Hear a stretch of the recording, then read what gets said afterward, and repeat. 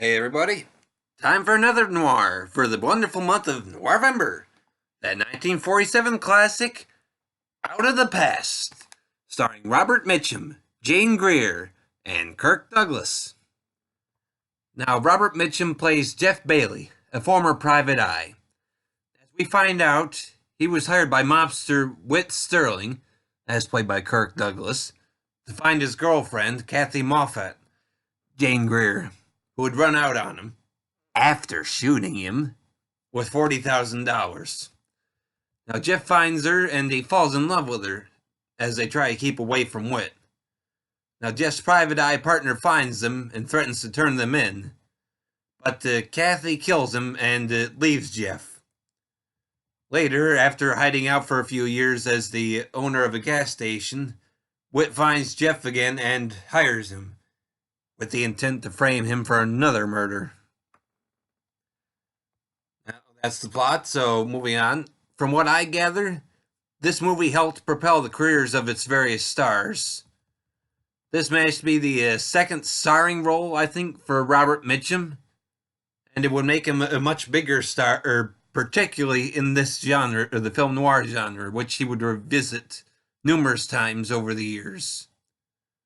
Now, at the time that this movie was made, Kirk Douglas was a bit of a newcomer, but his role in this movie helped to establish him as a good villain for a few noirs, while he continued to rise as a star himself.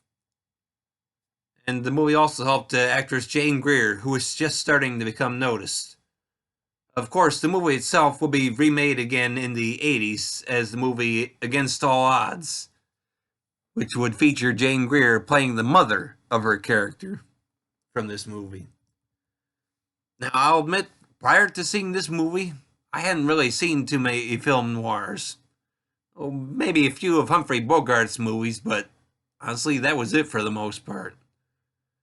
I had seen Warner Archive release this movie on Blu-ray, but I wasn't really interested in it until my family recorded it from Turner Classic Movies on our DVR a few months after the Blu-ray release. While I missed bits and pieces of it as my father watched it, from what I could see, this movie looked like it would be worthwhile. And once I got my hands on the Blu-ray, I was able to see just for myself what the movie was like, and be able to understand the plot a little bit better. This is a movie that I enjoyed, and I have been seeking out a few other film noirs ever since. Admittedly, most of them I generally am getting on Blu-ray, hopefully with good transfers, because I do feel like this is a genre that is helped so much more by a great picture quality to help establish the atmosphere. But this is a movie that I do recommend.